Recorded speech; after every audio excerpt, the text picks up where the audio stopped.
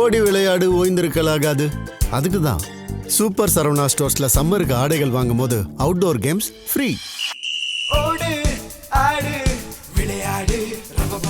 Super Saravana stores summer கோடையை கொண்டாடலாம்.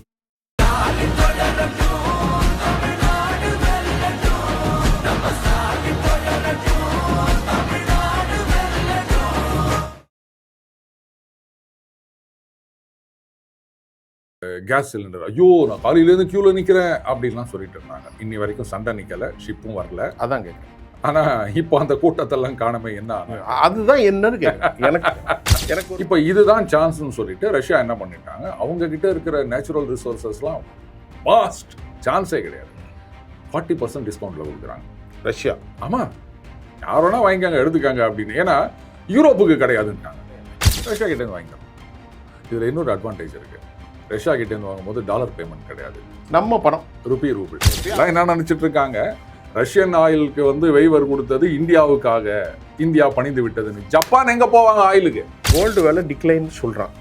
But உண்மையிலேயே ஸ்டேபிளாக இருக்குமா? அதை பற்றி ஒரு பொருளாதார நிபுணராக உங்களை நான் மாற்றி ஒரு கேள்வி கேட்குறேன். இந்தியாவில் என்ன தங்கம்? அதாவது பொருளாதார நிபுணனா இல்லை, ஒரு சாதாரண மனுஷனா தங்கமே உன் பேரை சொன்னால் அப்படின்னு NS கிருஷ்ணன் மாதிரி நான் ஒரு பதில் சொல்கிறேன். இங்கே வந்து தலைவலி போய் திருகுவலி வந்தது அப்படின்ற மாதிரி. இப்போ பிரிக்ஸில் வந்து சைனா தான் மிகப்பெரிய பக்கத்தில். அமெரிக்காவாவது ஓரளவுக்கு நமக்கு தோஸ்து. அவன் அங்கே இருக்கான், அங்கே இருக்கான் தோஸ்து. நமக்கு 4 நல்லது செஞ்சானா 4 கெட்டதாக செய்யானா இருப்பான். ஆனால் இவன் நம்மளை போட்டு தள்ளனோடனே பார்த்துட்டு இருக்கிறான் சீனா. அகைன் நான் சொன்ன மாதிரி ரஷ்யாவுக்கு சீனா தான் த்ரெட்டு அப்படின்றதுனால அதை வளர விடுறதுக்கு இவங்க அலோவ் பண்ண மாட்டாங்க.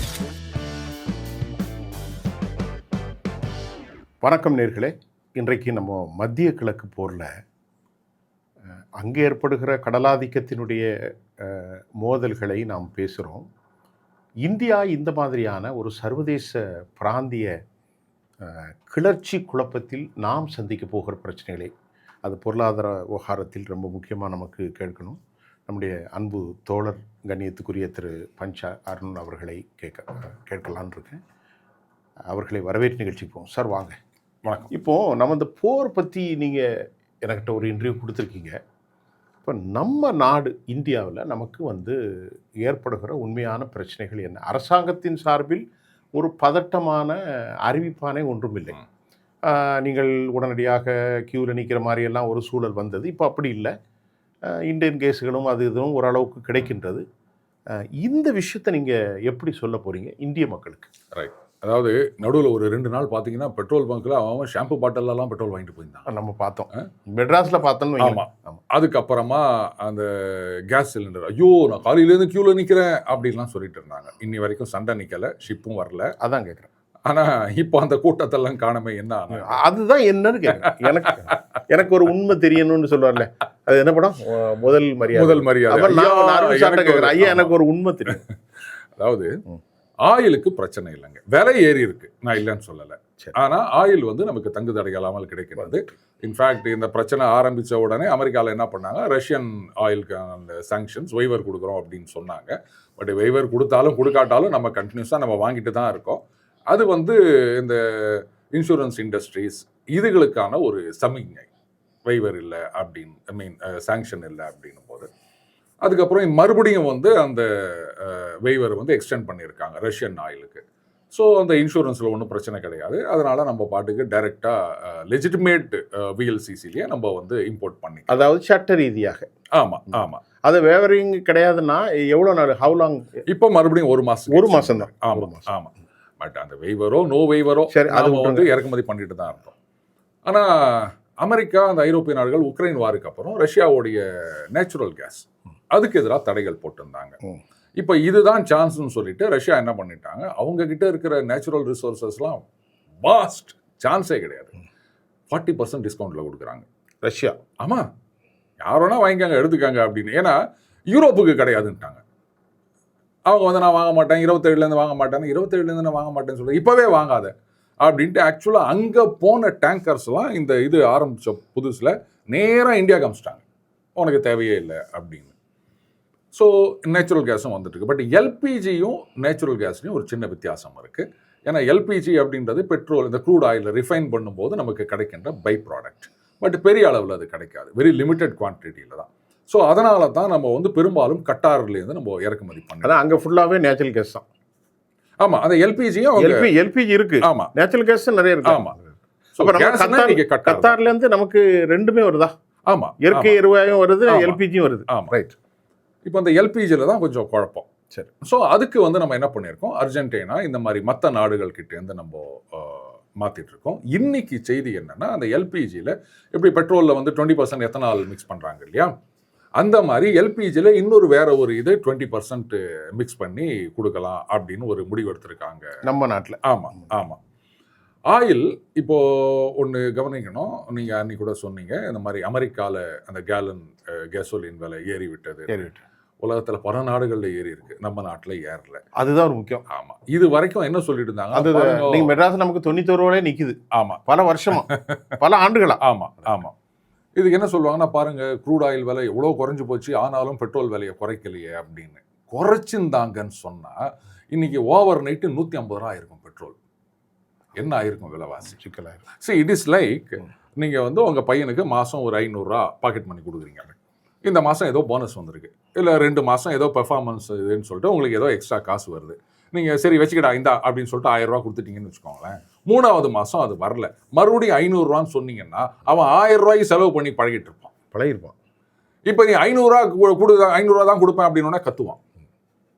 அண்ட் நாட் ஓன்லி தட், அந்த பணம் வந்ததுனால தான் வந்து இன்னைக்கு நம்மளால விலை ஏத்தாம சமாளிக்க முடியும். That can be intention to be applied all sectorial. Correct. இது நாட் ஓன்லி அந்த புள்ளைக்கு கொடுக்கறது இல்ல, ஆமா, மனிதனுடைய மனநிலை எல்லாத்துக்குமே, எல்லா செக்டோரியலுக்கும் அப்ளை பண்ணலாம். ஏன்னா வரவு வர அதுக்கேற்ற மாதிரி செலவு இன்க்ரீஸ் ஆகும்னு சொல்லுவாங்க. அதுதான் ஆயிட்டு தானே இருக்கு. 10,000 ரூபாய் சம்பளம் நீங்க சொன்னது கரெக்ட் தான். ஸோ அது வந்து ஒரு நல்ல டிசிஷன். அதனால தான் இன்னைக்கு நம்மளால விலை ஏத்தாம சமாளிக்க முடியுது. நம்பர் 1. நம்பர் 2, க்ரூட் ஆயிலுக்கு நமக்கு என்னைக்குமே இனிமேல் பிரச்சனை கிடையாது. ஏன்னா ரஷ்யா சைட்லேருந்து, ஏன்னா யூரோப்பியன் மார்க்கெட் வந்து கிட்டத்தட்ட நாங்கள் வாங்க மாட்டோம், கிட்டத்தட்ட கதவடைப்பாயிட்டு. ஆமாம், தான். ஆமாம். ஸோ அதனால இந்த பக்கம் நமக்கு வந்துட்டே இருக்கு. அவங்களுக்கு வடிகால் வேணும்ல. ஆமாம், அது பெரிய பையர் நம்ம தானே. இதில் இன்னொன்று இருக்கு. இப்போ ஜப்பான் தான் சிக்கல்ல இருக்காங்க. சரி. ரஷ்யாவுடைய அந்த சக்காலின் ப்ராஜெக்ட், சக்காலின் 1 சக்காலின் 2 அப்படின்னு, அதில் நம்ம ஓஎன்ஜிசியும் பார்ட்னர், ஜப்பானும் இன்வெஸ்ட் பண்ணாங்க. இப்போ ட்ரம்ப் என்ன பண்ணிட்டாரு, சண்டை ஆரம்பிச்சோன்னா நீ அங்கே கிட்ட வாங்கக்கூடாது அப்படின்ன உடனே ஜப்பானும் சொல்லிட்டாங்க, ஜப்பான் வந்து நேட்டோ கிடையாது, ஆனால் நேட்டோவோட விசுவாசமான ஒரு நாடு, லாயல், ரொம்ப லாயல். ஆமாம். ஆனால் அதுக்கு பிகாஸ் ஆஃப் நார்த் கொரியா. ஆமாம், அப்படி ஒரு காரணம் எடுத்துக்கலாம்ல. அது மட்டும் இல்லை, அவங்க டிஃபென்ஸை வந்து அவுட் சோர்சிங் விட்டாங்க. ஆமாம், கான்ட்ராக்ட் பேஸ். அதான் நம்ம ஊரில் ஸ்டாலின் கவர்மெண்ட் விட்ட மாதிரி. அங்கே அவங்க எதுவுமே செய்யறது இல்லை, எல்லாமே அமெரிக்கா தானே. ஆமாம். ஸோ அவங்க என்ன பண்ணிட்டாங்க, ரைட் இப்போ சக்காலின்ல இன்வெஸ்ட் பண்ணிக்கிறாங்க. Very good. ஆனால் அந்த ஆயிலை வாங்கக்கூடாதுன்றீங்க, அப்போ என்னதான் பண்றது, வேஸ்டா போறதா அப்படின்ன உடனே இந்தியாவோட ஒரு டைப் வச்சுக்கினாங்க. ஜப்பான். இந்த சக்காலின்ல எங்களுடைய ஷேர் இருக்குது, அதை நீ வாங்கிக்கோ, சவுதியிலேருந்து நீ வாங்குறல்ல அதை நான் எடுத்துக்கிறேன், அப்படி எல்லாம் ஆயில் தானே, கிவ் அண்ட் டேக் பாலிசி அப்படின்னு. இப்போ சவுதியிலேருந்து வரல. சரி, இப்போ வர்றது ஹெர்முஸ் தானே. இப்போ ஜப்பான் என்ன பண்ணுவாங்க, சக்காலின்ல போய் நிற்பாங்களா? வேற வழி இல்லை, வாங்கித்தான் ஆனோம். அதனால தான் வெய்வர்னது. எல்லாம் என்ன நினைச்சிட்டு இருக்காங்க, ரஷ்யன் ஆயிலுக்கு வந்து வெய்வர் கொடுத்தது இந்தியாவுக்காக, இந்தியா பணிந்து விட்டதுன்னு. ஜப்பான் எங்க போவாங்க ஆயிலுக்கு? வாய்ப்பே இல்லை. அவங்க வந்து நம்மளாவது 80%, அவங்க 90%க்கு மேல இதை தான் நம்பிட்டு இருக்காங்க. ஆயில் இல்லைன்னா ஒண்ணுமே பண்ண முடியாது ஜப்பான்ல. சரி. ஸோ ஜப்பானுக்காக இது. இந்த நேச்சுரல் கேஸும் இப்போ நமக்கு வந்து ஏராளமாக வந்துட்டு இருக்கு, ஒன்றும் பிரச்சனை கிடையாது. எல்பிஜி தான், அதையும் வந்து நம்ம டைவர்சிஃபை பண்ணிட்டு இருக்கோம் சோர்சஸ்லாம். சரி. ஸோ எந்த விதமான ஒரு தட்டுப்பாடு அப்படின்றது வந்து கிடையாது. எப்போ அது வரலாம் அப்படின்னா, ஒரேடியா Iran, Saudi, Qatar, Bahrain, Dubai எல்லா நாடுகளும் ஒன்று மேலே ஒன்று குண்டு போட்டுட்டு ஒன்றுமே இல்லாமல் போயிடுச்சு, சுத்தமாக அந்த மிடில் ஈஸ்டே இல்லை, நீ 1930க்கு முன்னாடி மாதிரி அப்போ மட்டும்தான் அந்த மாதிரி சிச்சுவேஷன் வருவதற்கு எந்த வாய்ப்பும் கிடையாது. இப்போ நான் என்ன கேட்குறேன்னா, இப்போ நீங்கள் சொன்னது வந்து எல்பிஜி மட்டும் இல்லை, நேச்சுரல் கேஸுக்கு நமக்கு சோர்ஸ் இருக்குது. ஆமாம். அது எந்த சோர்ஸு? ஒன்லி கத்தர். வேற எங்கே இருக்குது? ரஷ்யா. 2. ரஷ்யாவில் நேச்சுரல் கேஸ், எல்பிஜி இல்லை, நேச்சுரல் கேஸ். எல்பிஜி நம்ம அர்ஜென்டினா இந்த மாதிரி அர்ஜென்டினா நமக்கு இந்த இதில். இப்போ இதற்கான வே வந்து இது வந்து ஹெர்மூஸ் இல்லாத வேற வழிகள் இருக்கிறது. அர்ஜென்டினால இருந்து உங்களுக்கு ஹெர்முஸ் கிடையாது. ஹெர்மூஸ் இல்ல. ஆமா. ரஷ்யால ரஷ்யால இருந்து இந்த பக்கம் வரப்போகுது. வரும். இப்ப நமக்கு மக்களுக்கு தெரியறதுக்காக தான். ஆமா. நமக்கு தெரியறதை விட மக்களுக்கு ரஷ்யா வந்து தெரியும். நமக்கு இந்த பக்கம் இருக்கு இல்லையா? சோ அதனால இப்படி வந்துரும். அப்போ ம். தட் ஹஸ் பீன் ஒருவேளை இந்த black head to be take அதிகமான நாட்கள் ஆனாலும் நமக்கு அந்த ட்ராக் இல்லாம Correct. வந்துகிட்டு இருக்கும். ஆமா. அப்ப நமக்கு எல்பிஜியோ நேச்சுரல் கேஸோ இல்ல நீங்க புதுசா ஒன்று ஆட் பண்ணியிருக்காங்களே இந்தியாவுக்குள்ள ஆமா. வந்து ஆமா. இது தாராளமாக கிடைக்கும். அதனால ஆமா. மக்களுக்கு பயம் தேவையில்லை. ஒண்ணும் கிடையாது. அப்படிதானே? அதே அப்படிதான். சரி, அடுத்து பெட்ரோல் டீசலை பத்தி பேசுவோம். ம். பெட்ரோல் டீசல் நமக்கு போறிய அளவுக்கு ம். சப்சிக்வெண்டா இல்லாத அளவுக்கு நமக்கு வந்து டெபிசிட் இல்லாத அளவுக்கு இப்போ நமக்கு சவுதி அரேபியாவிலிருந்து நமக்கு வரக்கூடிய பெட்ரோல் எவ்வளோ 17% மேல், ஈராக்கிலிருந்து 23% 28% மேல், மற்ற நாடுகளெல்லாம் விட்டுருங்க இந்த பெரும்பான்மையாக இந்த விவகாரம். இப்போ இது எல்லாமே இந்த ஹெர்மூஸ் டச் ஆகி தானே வரணும். ஆமா. இப்போ இதோடைய நிலை என்ன? ரஷ்யா கிட்ட இருந்து வாங்கிக்கிறோம். இதுல இன்னொரு அட்வான்டேஜ் இருக்கு. ரஷ்யா கிட்ட இருந்து வாங்கும்போது டாலர் பேமெண்ட் கிடையாது.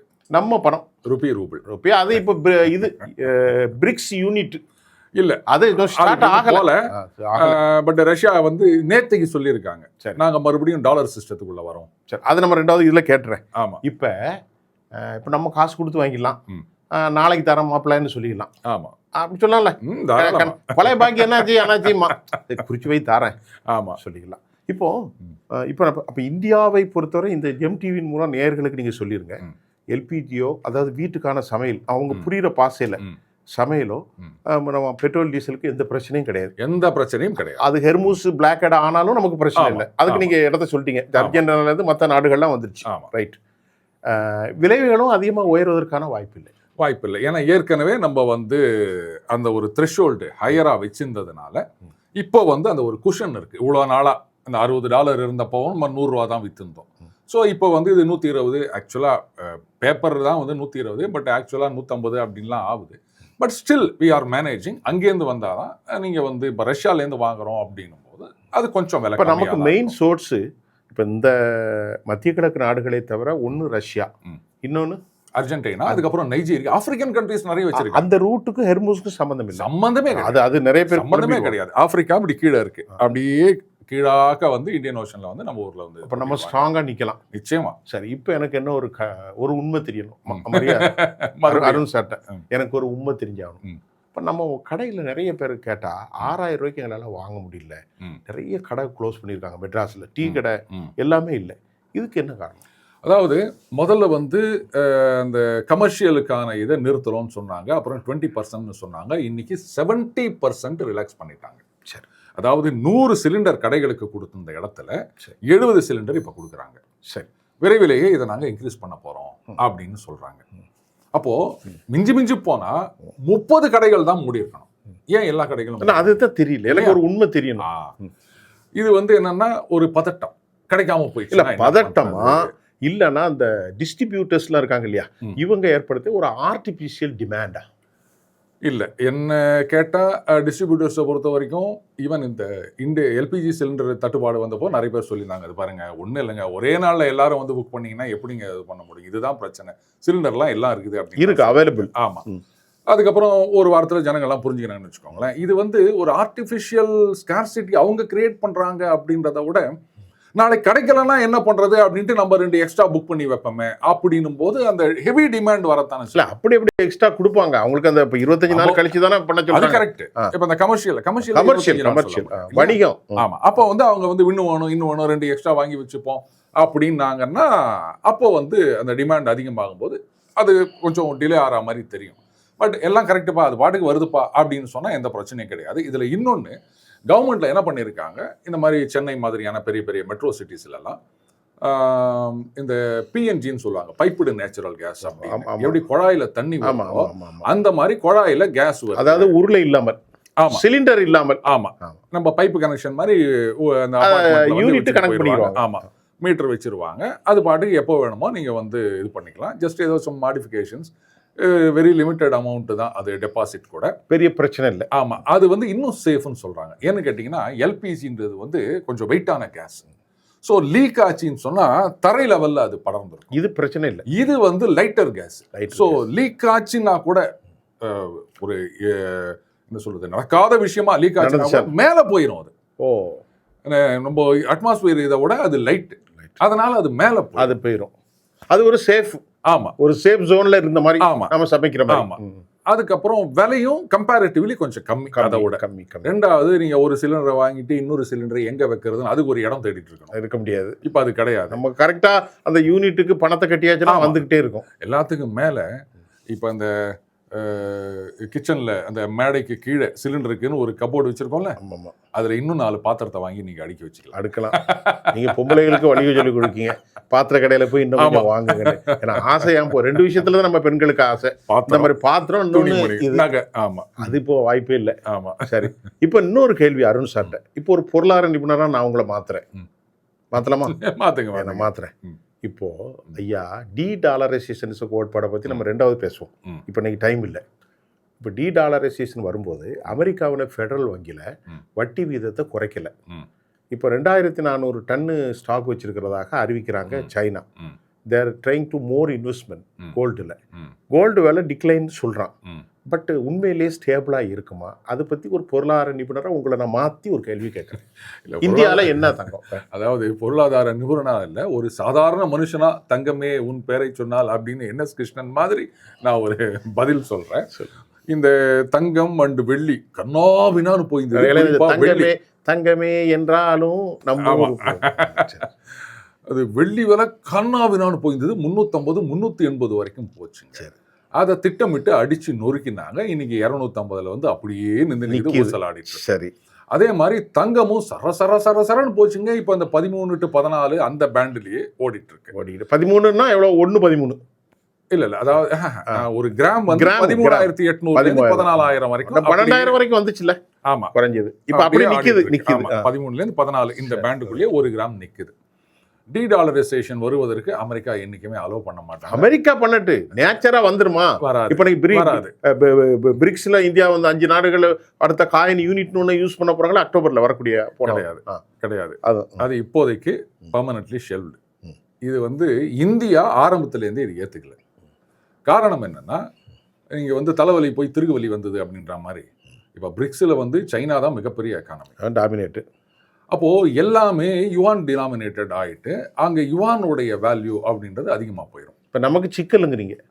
பக்கத்துல அமெரிக்காவாவது ஓரளவுக்கு நமக்கு தோஸ்து, அவன் அங்க இருக்கான் தோஸ்து. நமக்கு 4 நல்லது செஞ்சானா 4 கெட்டதா செய்யானா இருப்பான். ஆனா இவன் நம்மள போட்டு தள்ளனோனே பார்த்துட்டு இருக்கிறான் சீனா. பெரிய பிரச்சனை. அதனால நாமளே அவனை தூக்கி விட்டு பல்லகளை உகார வச்சு சுமந்துட்டு இருக்க கூடாது அப்படின்னு பிரிக்ஸ் கரன்சி அப்படின்ற பேச்சு வந்தப்பவே இந்தியா வந்து இல்லை, இதுல எங்களுக்கு இஷ்டம் இல்லை அப்படின்னு ஒதுங்கிட்டாங்க. இப்போ ரஷ்யா சொல்லிட்டாங்க, நாங்க வந்து டாலர் சிஸ்டத்துக்குள்ள வரோம், எங்களையும் சேர்த்துக்காங்க விளையாட்டுக்கு என்னப்போ அப்படின்னு. அகைன் நான் சொன்ன மாதிரி ரஷ்யாவுக்கு சீனா தான் த்ரெட்டு அப்படின்றதுனால அதை வளர விடுறதுக்கு இவங்க அலோவ் பண்ண மாட்டாங்க. அது உண்மைதான். ஸோ டி-டாலரைசேஷன் வந்ததுன்னா அமெரிக்கா வந்து வெனிசுவேலா மாதிரி ஆயிரும். கொலம்பியாவில் அந்த மற்ற சில சவுத் அமெரிக்கன் கண்ட்ரிஸ் இருக்கு, லத்தீன் அமெரிக்கா நாடுகள் நிறைய இருக்கு. அந்த மாதிரி வந்து அமெரிக்கா காலி ஆயிரும். ஆமா, டாலர் வச்சு தானே முக்கியம். டாலர் இங்க தேவை இல்லைன்னு சொன்னா இந்த டி-டாலரைசேஷன் பத்தி இன்னொரு நாள் நம்ம விரிவாக. ஆனா டி-டாலரைசேஷன் பத்தி நான் தனியா கேட்க போறேன். நீங்க ஃபுல் பிளிட்ஜ் ப்ரிப்பேர்டா வாங்க. வரேன். நம்ம 2 பேருக்குள்ள ஒரு போட்டி இருக்கும். அப்போ இப்போ நீங்க சொல்லிட்டீங்க. இப்போ நம்ம இந்த நிகழ்ச்சியை முடிச்சுக்கிடும். இப்போ இந்திய மக்களுக்கு நீங்க சொல்றது பயப்பட வேண்டியதில்லை. பயப்பட வேண்டாம். கேஸ் சிலிண்டருக்கு நமக்கு வேற வடிகால் இருக்கு. ஹெர்மூஸ் பிளாக்கெட் ஆனாலும் கூட நமக்கு நைஜீரியா போன நாடுகளில், அர்ஜென்டினா போன நாடுகளில், USSR அதாவது ரஷ்யாவிலேருந்து நமக்கு வரும். அதே மாதிரி நேச்சுரல் கேஸ் என்ன கிவன் டிஃபரன்ஸ் இன் பிட்வீன் LPGக்கும் நேச்சுரல் கேஸுக்கும் சொல்லிட்டீங்க. அதுக்கான சோர்ஸ் நமக்கு கத்தர் இல்லாமல் ரஷ்யாவிலேருந்து நமக்கு வருது. அமெரிக்காவும் நிறைய அமெரிக்காவிலேருந்து நமக்கு வருது. கொஞ்சம் பணம் கொஞ்சம் கூட இருக்கும். ஆமாம். அப்போ இந்த 70% வணிக வளாகங்கள் ஹோட்டல்களுக்கு சப்ளைன்னு சொல்லியிருக்கிறாங்க. அப்போ இந்த டிமாண்டு ஏன் இப்படி பிரச்சனைன்னு தெரியல. ஆனால் நான் கேட்டதில் 1800 ரூபாய்க்கு வாங்குற அந்த உருளை ஒன்று இப்போ 6200 ரூபாங்கிறாங்க. அது எனக்கு புரியல. அந்த 30% கேப் அப்படின்றத சில பேர் வந்து மிஸ்யூஸ் பண்ணலாம். ஆமாம், சரி. அந்த 30% அண்டு கொஞ்சம் ஒரு ஹோட்டலில் வந்து தோசை கிடையாது, இட்லி தான் அப்படின்னாங்க. ஆமாம், அப்போ அது ஒரு பிரச்சனை. காரணம் என்னன்னா, இட்லினா நீங்கள் ஒட்டுக்கா வச்சு எடுத்துடலாம். தோசைன்னா கல் சூடாகவே இருக்கணும். ஒருத்தர் தோசை சாப்பிட்டு போயிட்டு அடுத்து வர வரைக்கும் அது கல் சூடாகவே இருக்கும். ஆனால் அன்னைக்கு ஒரு ஹோட்டலில் சொன்னான், நைஸ் ஆர்டர் இருக்காடா, நைஸ் ஆர்டர் எடுக்காதடா கத்துறான் ஓனர். இவன் சாரி சார் நைஸ் ஆர்டர் எடுக்காதடா. Nice nice. நைஸ்னா நீங்க சொன்ன தோசை ஓ அது ஓகே. ஒண்ணா ஊத்துறதுக்கு கேஸ் ஆகும். ஆமா ஆமா நைஸ் ஆர்டர் எடுக்காதங்க. ஆமா. இப்போ நீங்க சொன்னனால ஞாபகம் வருது. ஆமா. சரி. ஸோ பல்கா போறது பொங்கல், ஆமா. அது ஒன் டைம். கிண்டு உப்புமா, கிச்சடி எல்லாமே முடிஞ்சு போயிடும். தோசை இதுதான் வந்து உங்களுக்கு டிலே ஆகும். ஸோ இந்த மாதிரி நீங்க பண்ணீங்கனாலே போதும். அடுத்தது இப்போ நம்ம கோயம்புத்தூர்லேயே வந்து எலக்ட்ரிக் ஸ்டவ் அப்படின்ற மாதிரிலாம் நம்ம ஆளுங்க நிறைய பண்ணிட்டு ஆமா இருக்காங்க. அது நல்ல ஒரு இம்ப்ரூவ். ஆமா, அதுவும் நீங்க இது பண்ணுங்கன்னு சொல்றாங்க. அதுக்கப்புறம் ஹோட்டல்ல ஓப்பனா இருந்ததுன்னா சோலார், அது கூட நீங்க யூஸ் பண்ணிக்கலாம். சோலார்ல பெருசா குக் பண்ண முடியாது, பட் ஸ்டில் அந்த கரண்ட்ல யூஸ் பண்றீங்கன்னும் போது ஓரளவுக்கு அதை மேனேஜ் பண்ணிக்கலாம். பிஎன்ஜி இதுக்கு வந்து சுவிட்ச் ஓவர் ஆயிக்கலாம். நேச்சுரல் கேஸுக்கு பிரச்சனை இல்லை. அதுவும் பெரிய பெரிய ஹோட்டல் வளாகங்கள்லாம் வந்து சென்னையிலேயே இருக்குதுங்க நிறைய இடத்துல. ஆனா ஒரு விஷயத்தோட முடிச்சிடும். ஆண்டவன் ஒரு கதவை அடைச்சா இன்னொரு கதவை திறப்பான். நிச்சயமா. அதானே? ஏன்னா சாவி இல்லாத பூட்டு யாருமே தயாரிக்க மாட்டான். அந்த மாதிரி சொல்யூஷன் இல்லாத பிரச்சனையை ஆண்டவன் என்னைக்குமே கொடுக்க மாட்டான். அது ஒவ்வொரு காலகட்டங்களிலும் நான் இருக்கேன்டாங்கிறது உறுதியாகிட்டே கரெக்ட். இதாகிட்டு இருக்குல்ல. ஆமா, ரொம்ப நன்றி சார். இந்த நிகழ்ச்சிக்கு வந்தது நம்முடைய மக்களுடைய பயத்தை நீக்கி இருக்கீங்க. நான் சொல்கிறத விட நீங்கள் ரொம்ப யதார்த்தமாகவும் அழகாகவும் சொன்னீங்க. மற்றொரு முறை உங்களுக்கு நம்முடைய ஜெம்தூரமாக நன்றி தெரிவிச்சு. ரொம்ப நன்றி சார்.